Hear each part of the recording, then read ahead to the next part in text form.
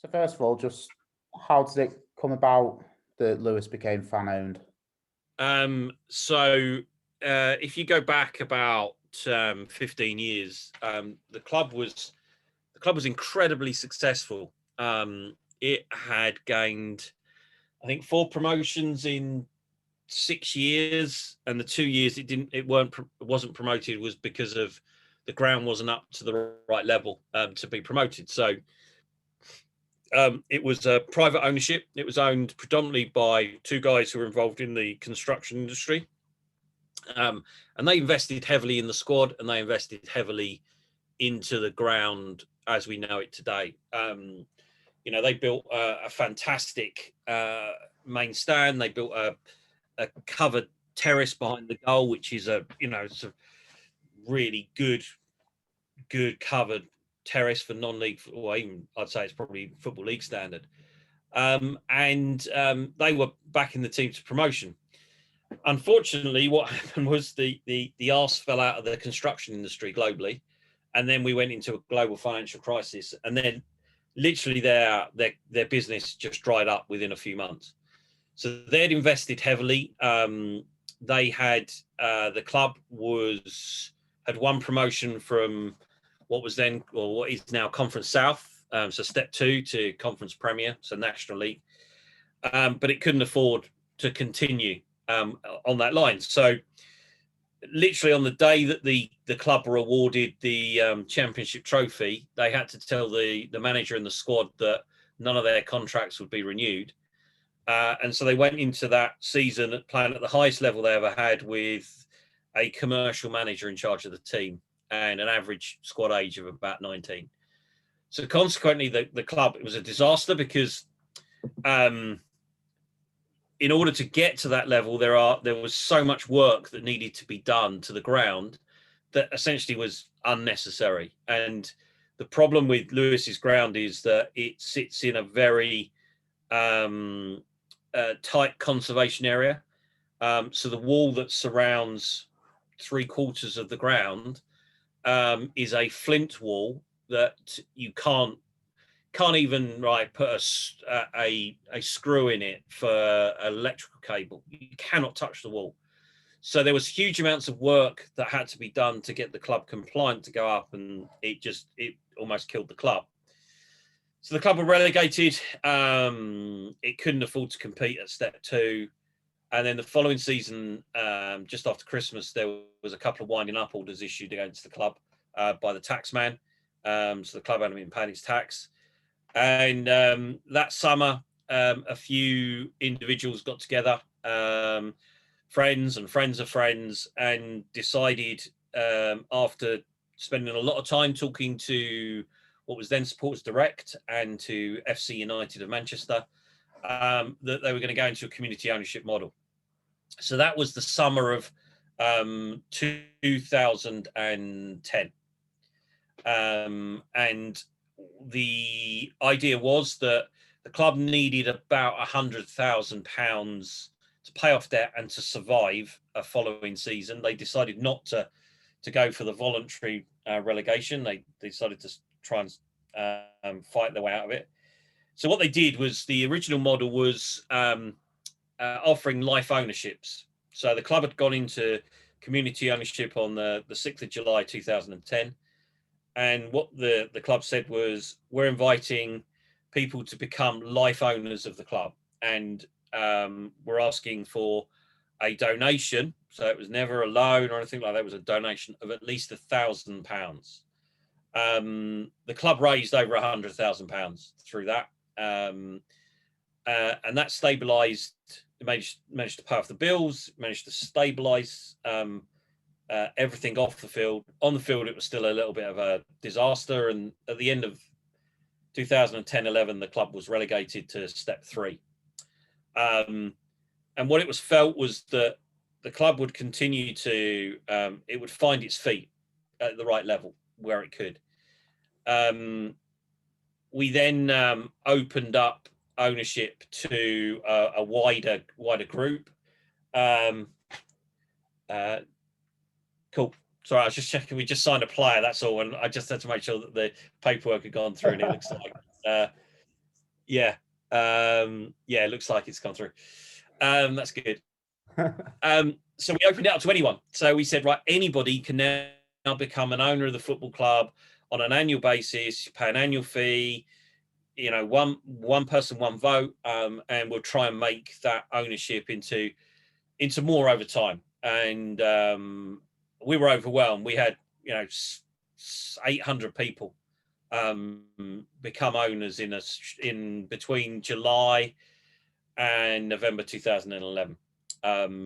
And what that enabled us to do was also to start along the process of so we had 6 original investors in the club that are known as the Rooks 125, because it was the 125th year of the club. And then every year after that has been open elections. So every single current member of the board is elected by the owners, and everyone serves. You serve a 3-year term. Obviously, you can stand again at the end of the 3 years. And 10 years after the first election, so the first election was 2011, I think we've had 23 people have been on the board. There's 3 of us who have been on there since the start.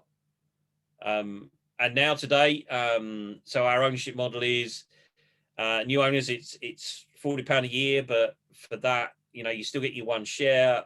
We do a lot of specific owner outreaches. So last night we had a monthly town hall, which is just for owners, and they got to quiz our new management team. We gave them a few little exclusives about players we're signing and things like that. But to us, that's really important because that's a direct engagement model. There's a weekly email that goes out to all our owners. And what we try and do over the last year, obviously with COVID, it's been a little bit more difficult, just trying to keep that engagement up with them. But we're now at 1,690 owners, 36 countries around the world.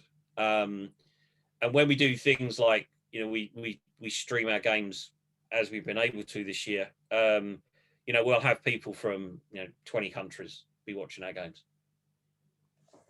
Well, it sounds like it's been a very successful plan of action, really, doesn't it? Yeah. Have you had many setbacks over the last 10, 11 years? Massive, especially on the pitch. On the men's side, in 10 years, we've had 2 relegations, 1 promotion. We've only had a couple of seasons where we've won more than we've lost. And partly that's because we've been restricted in terms of, we'll only spend what we've got. And it's difficult for us where we're located on the South Coast. If, for example, if we've got a good player who's based in London, he'll play for, some of our rival teams around London, let's say for £200 a week. But if we want to sign him, we'd have to pay £275, £300 a week because of that travel they have to do. So consequently, the pool of players often that we can pull from is relatively small. And I think our biggest setbacks have been that our ambitions haven't met reality on the pitch. In the men's side, I'm pretty confident that will change over the next, starting from next season. We've brought in we've changed our model in terms of our management team, how we're going to recruit, all those type of things. And predominantly that's been possible because we've now started to, our message as to what we are as a club and the whole story around equality and equal pay and equal opportunity is starting to resonate with corporates and corporate partners. And we're starting to get commercial sponsorship, big commercial sponsorship deals. We had Lionel Scott last year, which, the numbers are pretty public. They invested £100,000 in the club, predominantly to be spent on playing budgets because they want to see a success. We're talking to somebody else who wants to see us playing the men's team playing in the Football League. Now, that's an interesting concept because I don't think we could ever be a Football League club. But I may be swayed, but I just don't think that we're set up to do that. But yeah, I think we've had some setbacks on the pitch. Off the pitch, yeah, I think the setbacks have really been about trying to find the investment and the commercial partners that can take us on the journey we want to go. That's probably we've had a lot of success. We built our own training facility. We have a fantastic full-size 3G adjacent to the ground, with changing rooms in there, and we've just got planning permission to build a gym there as well. And that came about through the Football Foundation, but also through issuing community shares, which were repaid within 3 years. We were the first football club to put solar panels within our stadium. So our main stand has solar panels across the top, and each one of those is owned by an owner. So again, we went out to our owners and said, how do you fancy owning a solar panel? And they get the payment back from the National Grid for that. And we did a crowdfund last year for new floodlights, where we raised £43,000. All these, obviously, with every success, there is a setback. But you touched on, you don't feel Lewes the model isn't right for the Football League. Do you think that's just Lewes, or do you think that's the model itself isn't suitable for professional football? It's a very interesting question. There's two types of community ownership. There's community ownership out of protest, and there's community ownership out of necessity. Two big examples of protest: FC United of Manchester, AFC Wimbledon. Out of necessity, Portsmouth was a really good example. Lewes, Exeter City. These, and they're different models. And I think the protest ones are the ones that there comes a point where it's like, okay, you need to make a decision. Are we a protest? So is AFC Wimbledon now a fan-owned club that was formed out of protest, in the fact that they've now got their own ground, which is fantastic, but they had to change some of their principles in order to have that ground built. And likewise, FC United, what will be really interesting is, since the events of the last 2 weeks, how much ownership will have changed there. And I tend to speak to those guys once every 5-6 weeks. I know Paul Smith, their general manager, CEO, quite well. So it'd be interesting to have a conversation with them, because we've seen an uptake. We've seen probably 30 new owners join in the last 2 weeks, and a couple of quite sort of big-ish people that are involved in football have joined us. So I don't know if it's the reason why I say I don't think we're a Football League club is because there's something very special about Lewes as a club. Now, I don't come from Lewes. I don't live in Lewes. I live in London. My affiliation with Lewes was back in that 2010, when the club was in desperate trouble. A friend of a friend asked me, because I've been involved in football for 20-30 years, if I would come and have a chat with them, and which I did. And I was blown away by what they were saying in terms of some of their ideas and concepts. And I thought, you know what, this was just around the time that Sullivan and Gold had got their hands into West Ham, which is my team. I thought, actually, you know what, I'll give it a go. So I followed them for a year. So that first year they went into community ownership, I wrote a book about the club, and I followed them for a whole year. You know, I got to know everyone behind the club, and it was only then they said, "Well, look, why don't you join the board?" Which is what I did. But it's as a club, you go to Lewes. There's no surprise that Lewes is, out of the teams we play in our league, is consistently voted the best away game. It's no surprise that in, my good mate Mike Bailey's book about the 100 best British grounds, Lewes is number one, because it is a really special place to go and watch football. You can stand on that terrace and you can have a beer. You've got the South Downs in the background. You've got beautiful countryside all around you. The food's great. The fans, we get crowds of 600, 700, 800 when we're playing well. Easily one of the best supported teams in our level.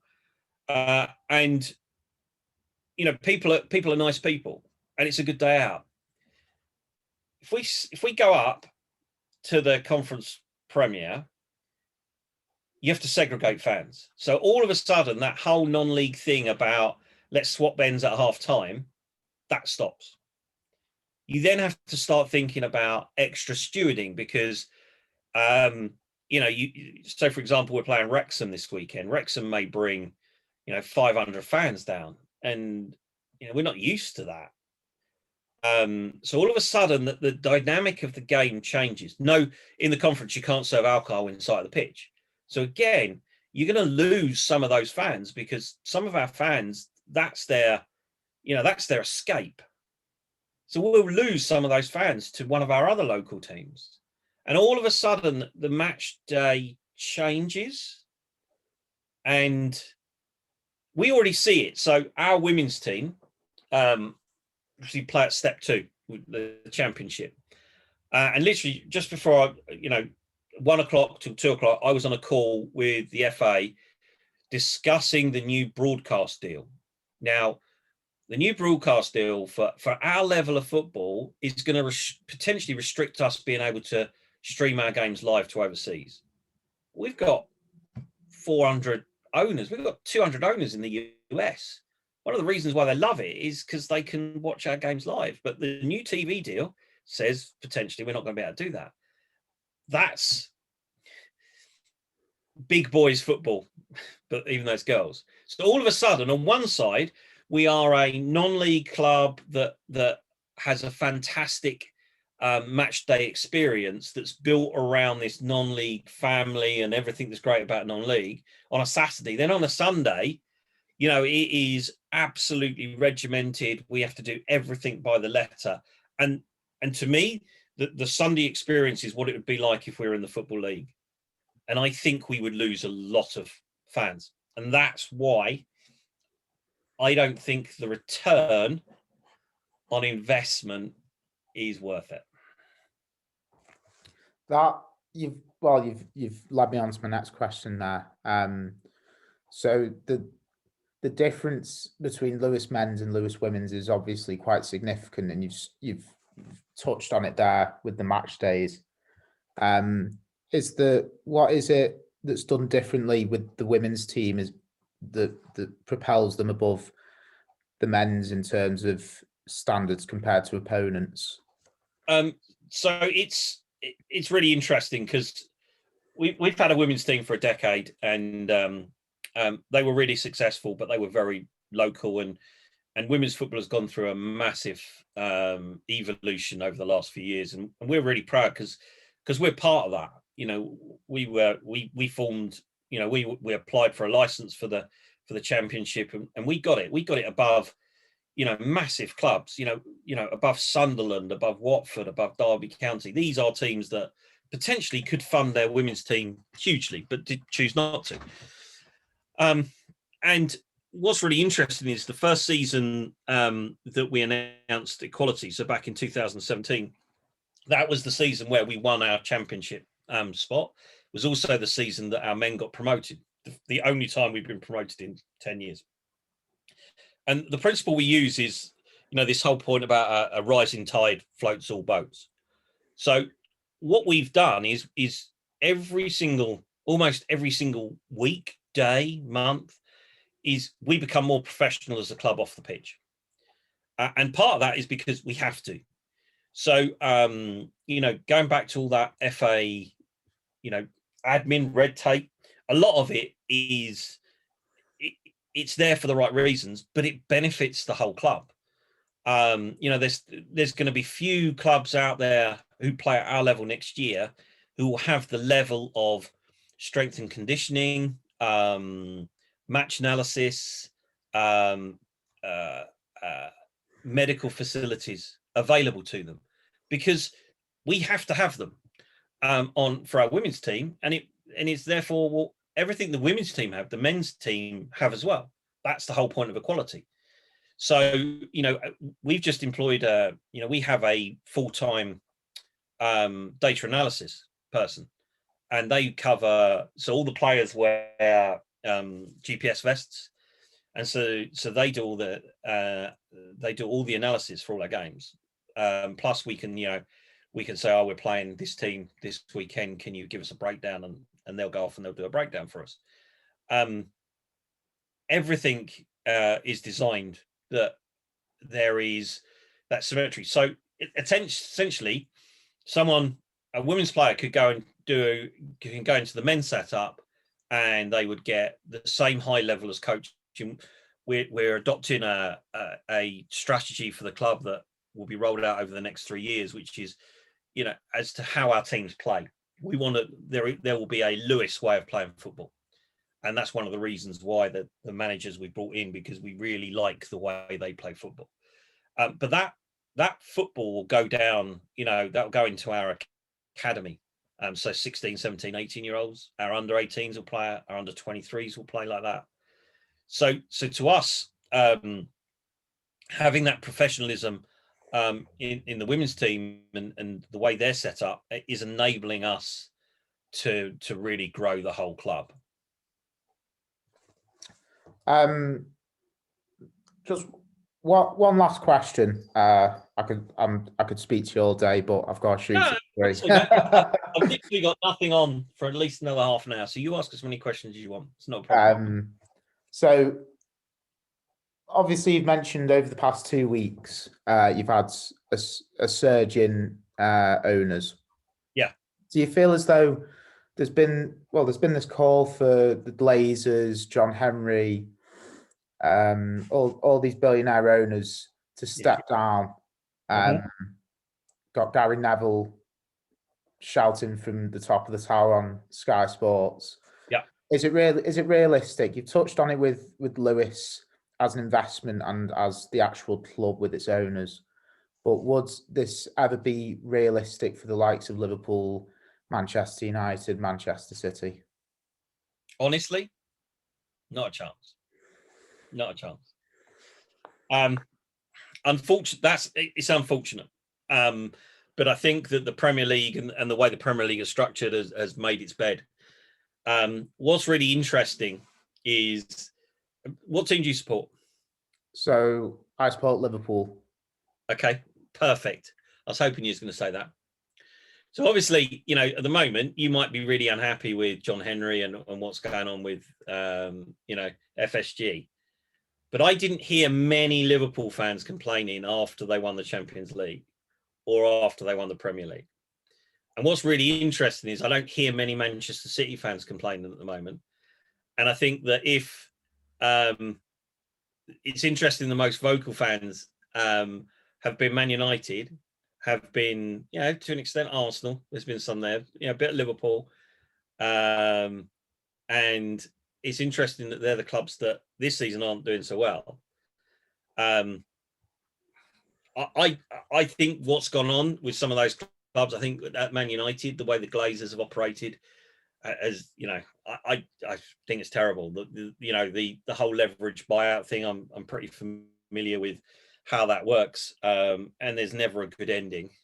But in that time, they've signed Paul Pogba, the world's most expensive player, and they signed Harry Maguire for like eye-watering money. So, there has been money spent on the team. It's not in the same way, I think, as Arsenal, where that has been left to, what's gone on there as shocking. And in some ways, again, I think the fans need to look back and think about their campaigns to get Wenger out, when actually it was he was the wrong person they needed to be addressing their anger at. It wasn't him. But I look at the German model, and people say the 50+1 and how good it is. What I would say is that, from coming from a club that is fan owned, it's a huge amount of time. I have my own business. I have a family, but sometimes football, and it doesn't matter, whatever bits of football, whether it's, I've been down 60 odd miles away today to sign a player. So that's 3 hours out of my day. I've had that call with the FA. Perhaps today I'll spend 8 hours on Lewis stuff. That's a full-time job. I don't get paid. None of us on the board at Lewis get paid a penny. So what you need to have is, in order for something to work, you need to have enough people who are willing to dedicate their time to do this. And it's also, we found at Lewis, we've had people who've joined our board who, after 6 months or a year, step down because they don't realize how much hard work it is. And we're not big enough to have that layer below, that management level, the people who are paid to do stuff. Now, professional clubs will, but you still need to have people with the right skills who can be part of that 50 or the 49 in order to make changes. So if you think about Liverpool, and let's say, for example, John Henry turns around and says, "Do you know what? I'm going to give away 49% of the club." And the fans can then create an ownership model, a structured model that will take us forward. Absolutely guaranteed, within a few years there'll be so much trouble, arguments about that supporter-owned side. It happened at FC United. It was huge boardroom ructions at FC United, and Andy Walsh, who was really the guy who ran the club for the first 4 or 5 years, the guy with the ideas, the guy with the enthusiasm, was forced out eventually. It's happened. People have been forced out at Wimbledon. They were forced out at Swansea, because there's always that ulterior or that other agenda that often means fan ownership is not necessarily the way forward. And again, you have to look at where clubs have converted from fan ownership into back into private hands. So Portsmouth's a really good example. Portsmouth, obviously, dire financial circumstances. They went community ownership. They managed to retain their place in the Football League, and they put the club back on an even keel. And then along comes Michael Eisner to buy them back out, and everyone's like, "Yeah, wow, fantastic! Yeah, let's sell to Michael Eisner because this is what the future looks like." Still in the same division, they might, their playoff spot is hanging by a thread. They need to win on Saturday to be in the playoffs, but not a lot else has changed. And some of the fans are now saying, "Well, didn't we have a little bit more control and more say when we were fan owned?"